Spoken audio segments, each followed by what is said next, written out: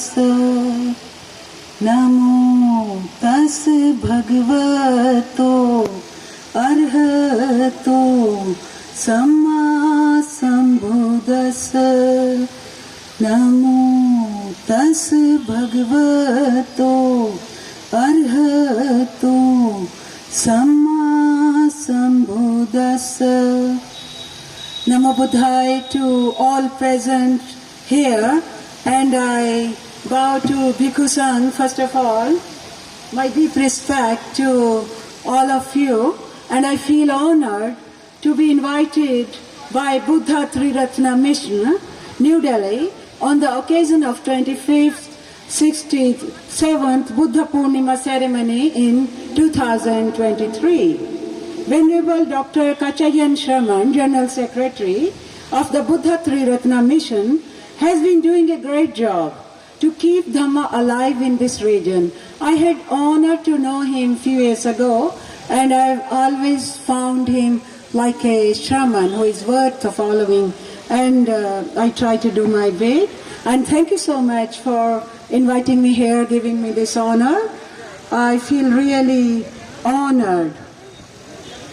Now, though Bhagavan Buddha has his followers around the world, and each year they are increasing in number, I also had the occasion to visit a few Asian countries such as Nepal, Thailand, Laos, Myanmar, and also Malaysia, I would recall. And I saw how they honor Buddha. It is very special, very enlightening to see that they are, for example, they are 95% in number there, and here we are not even 1%. So it is a call for us to follow Buddha more, and also introduce people to the teachings of Buddha. There is no doubt saying this poet called Arnold, he had written this Light of Asia. Now, and I have read that book, and I find he was not even light of Asia, he was light of the world. Now, as we see it, so Buddhism is not only in India, from where I mean the other religion people, they try to diminish it. But Buddha's teaching through the, we say way through China and other countries, and Tibet has played a great role, and the Chinese travelers who took so much of Pali scripts of Buddha to their countries and translated them into their own languages, and then from there they have again been translated back to, because we lost so much of knowledge which was India's, and now it is coming back to us through other translations also. And to all present here, and it's mainly Bangla people, and I say this to you to share about my own trying to go towards Buddhism. So as they say, we also have Char Dham. So our Char Dham, I started going from Sarnath. Incidentally, first time was in 93, and it was a very enlightening experience, and it was more peaceful than it is now. Now when we go, there is so much crowd, and it has been kind of made small, the area, and there is lot of restrictions. So when I also went, there was no restriction. We were roaming about freely, and in recent years, there were also this, like the right to do worship there, and the Sarnath Bhikkhu Sangh and other people from nearby places, the hundreds of bhikkhu joined there for opposing the government's order. They have made it like a museum. So museum में तो 9 to 5 जाएंगे और वहाँ के कानून इत्यादि follow होंगे. तो अपने जो भिक्षु लोग गए और उन्होंने वहाँ पे वंदना करी और अपने अधिकार की मांग करी. तो इसी तरह तो जैसे कि सारनाथ है, जो भी नहीं गया वो अवश्य जाए। और बोध गया, आज के दिन बोध गया का भी मेरा इनविटेशन था, 4 और 5 को रहता। तो बोध गया जो संसार भर के भिक्षुओं का एक बेस्ट जगह है। संसार भर के भिक्षु जब वहाँ पे भिक्षु और उपासक उपासिका जब आते हैं तो आप देखेंगे कि जो उनकी श्रद्धा भाव है वो हम लोगों से ज्यादा है। और वो कैसे हवाई यात्रा करके आते हैं दूसरे देशों से, वो चाहे नेपाल है और श्रीलंका वालों की भी देखते ही बनता है। जो कि हम सब जानते हैं कि सम्राट अशोक ने अपने बेटे महेंद्र और बेटी संघमित्रा को वहाँ पे भेजा था, जिन्होंने वहाँ बौद्ध धर्म को फैलाया। उससे पहले वहाँ कुछ और धर्म थे और बाद में उनको केवल वो बुद्ध धर्म की तरफ आ गए।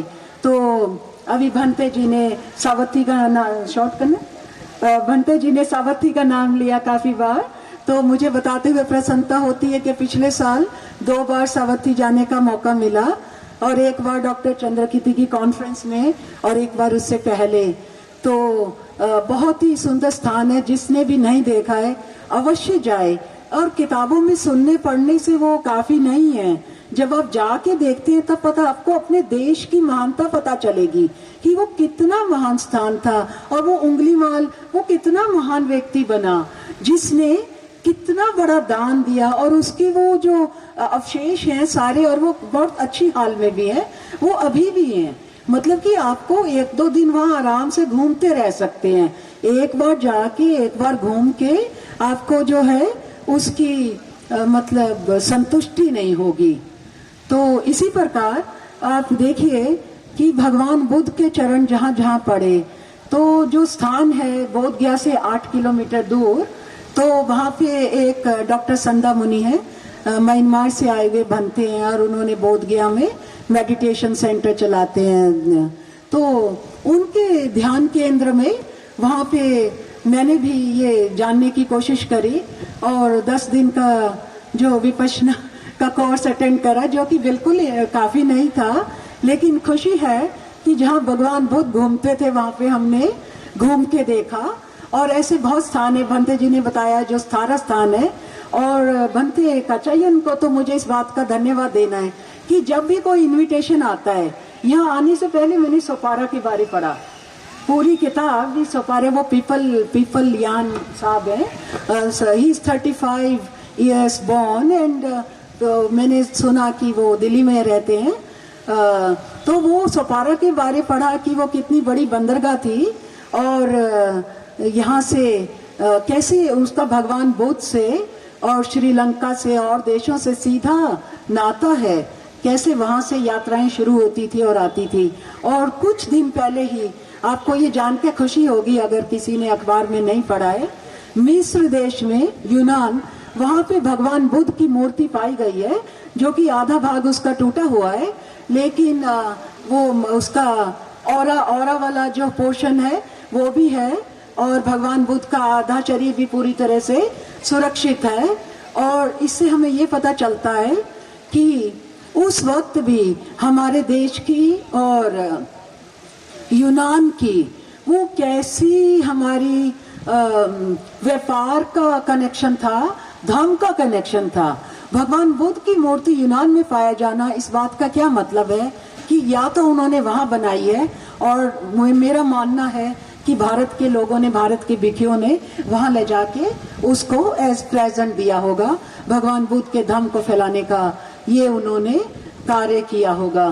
तो इसी तरह मुझे उस विहार में भी जाने का मौका मिला, जो सम्राट अशोक ने थाईलैंड में जिस भिक्षु को भेजा था, और उन्होंने वहां जाके बौद्ध धर्म को फैलाया।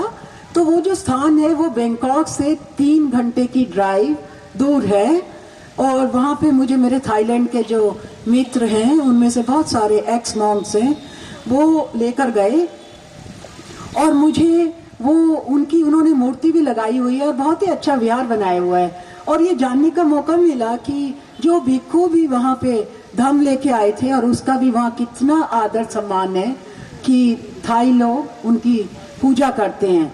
तो ऐसे ऐसे स्थानों पे जाने का मौका मिला। और वही, और बैंकॉक से ही 3 घंटे दूर एक ऐसा भी स्थान है जो आपने यहाँ पे नहीं देखा होगा, जहाँ पे बुद्ध की प्रतिमा की पूजा नहीं होती है, केवल त्रिपिटक रखे गए हैं और उनको गोल्डन ऐसे अलमारी में, गोल्डन थाईलैंड में तो सोना ही लगा देते हैं, वहाँ नकली पत्र की जरूरत नहीं है, वो तो असली। अब वो कहेंगे कि 500 किलो की प्रतिमा बननी है भगवान बुद्ध की, लोग अपने गहने लेके लाइन लगती है, इतनी लंबी लाइन लगेगी कि हमारा सोना ले लो।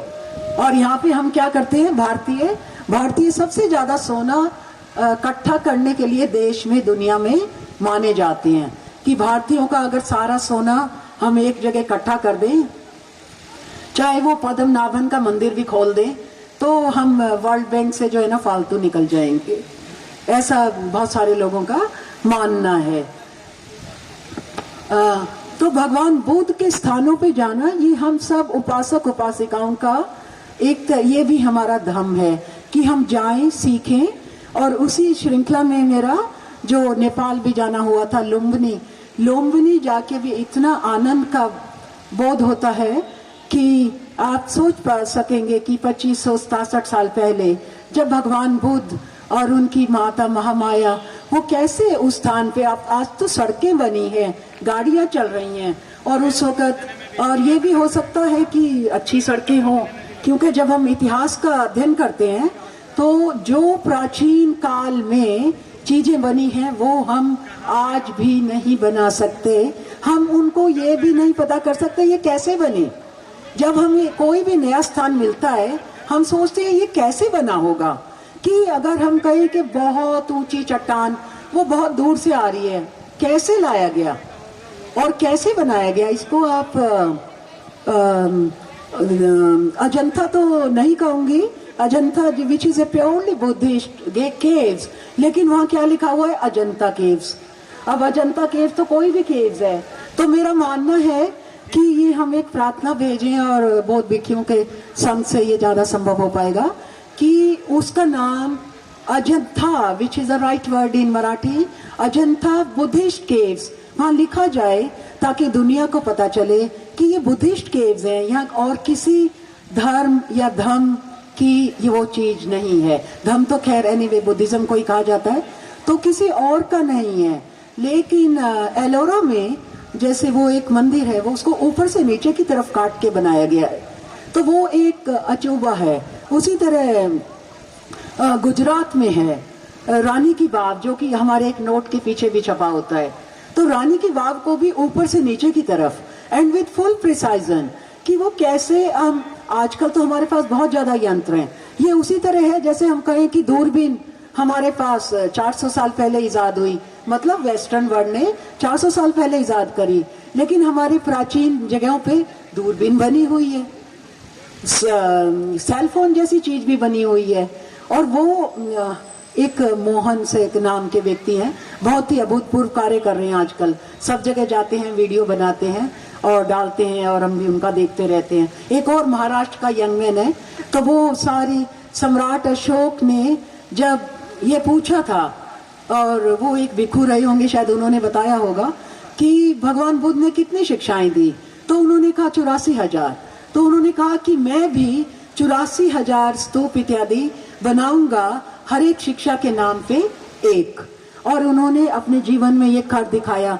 तो आप देखेंगे कि इसको मैंने कभी कैलकुलेट करके देखा, तो एक दिन में 3-3 चीजों का निर्माण हो रहा है, कितनी ज्यादा पावर के साथ वो किया होगा, इसको हम आज जो है सोचना भी मुश्किल है।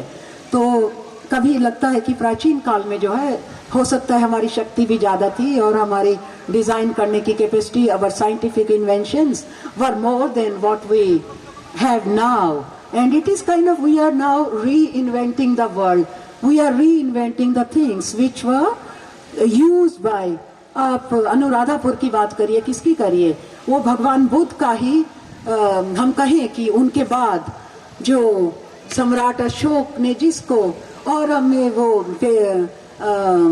क्या था श्रीलंका वाले अपने धर्मपाल जी का भी आदर के साथ बहुत ही ज्यादा एक धन्यवाद करना भी बनता है कि उन्होंने आधुनिक युग में बौद्ध धर्म को रिवाइव किया, और वो उन्होंने श्रीलंका में भी, भारत में भी, बोध गया कि महाविहार के पास उनकी जो है एक विहार है, उनकी प्रतिमा है, उसको मंदिर कहिए, उसको म्यूजियम कहिए, और बहुत ही आदमकद से भी ज़्यादा मूर्ति लगी है, वो भी हमारा देखना बनता है बहुत ध्यान से। और संसार भर के म्यूजियम्स, अब हम कहें कि मथुरा का म्यूजियम है या इलाहाबाद का उसका नाम इलाहाबाद म्यूजियम ही है, वो बुद्ध की मूर्तियों से भरा पड़ा है। और जो कि मूर्तियां जो पाकिस्तान के एरिया से, जो कि भारत ही था, वो भारत ही था 75 साल पहले, और वो अफगानिस्तान है, वो भी 6वीं शताब्दी में भारत ही था।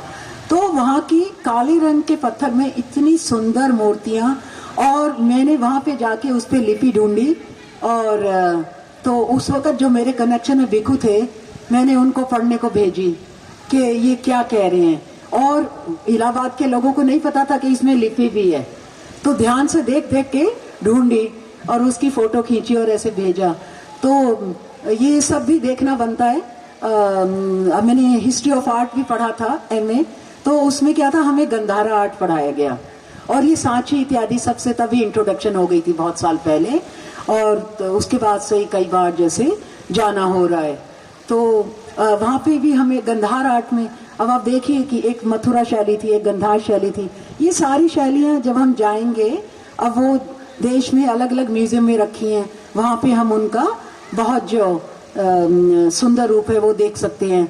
और अपने राजपथ पे जो है, जो राष्ट्रीय म्यूजियम है, वो भी जिसने ध्यान से नहीं देखा, वो इतने ध्यान से देखिए कि आपको इतना मजा आएगा, कुछ कहने की हद नहीं। हमारी ऐसी विरासत है, अभूतपूर्व विरासत है कि बहुत सारे देश के लोग हैं, चाहे वो इंडस वैली वाले थे, तो वो कहते हैं कि वो एक जिसका नाम डांसिंग गर्ल दे दिया गया, वो पाकिस्तान वाले कहते हैं एक बार हमें दे दो, लेकिन भारत देगा नहीं।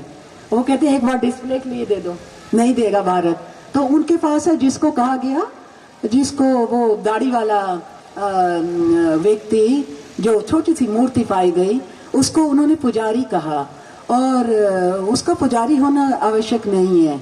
तो उस टाइम के समय की अगर आप देखेंगे, तो उस वक़्त का वो वही माथे पे एक बैंड जैसा पहनना, और उस पे आगे एक नग लगा होता होगा, और अपने चिविर जैसा ही वो वस्त्र है, जो कि प्राचीन काल से, when we were in the unstaged form of clothing, so we all wore that, जो एक कपड़ा बुन लिया गया था, लेकिन अभी उसको काटना, मशीन इत्यादि, सुई की इन्वेंशन, मशीन की इन्वेंशन नहीं हुई थी। वो उस समय से उसको इस्तेमाल करते आ रहे हैं।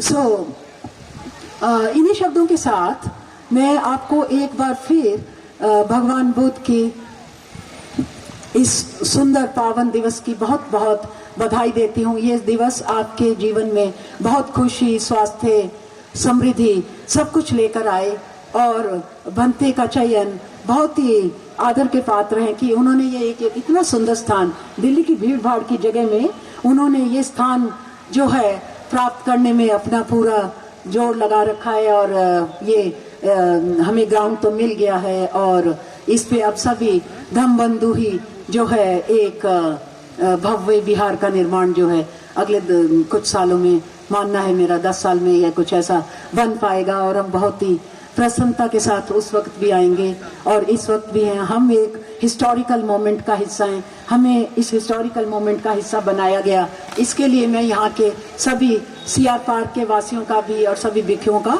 मैं शुक्रगुजार हूँ, धन्यवाद है, और कि उन्होंने हमें एक हिस्टोरिकल मोमेंट का हिस्सा बनाया, और मुझे आके यहाँ बहुत ही प्रसन्नता है। धन्यवाद।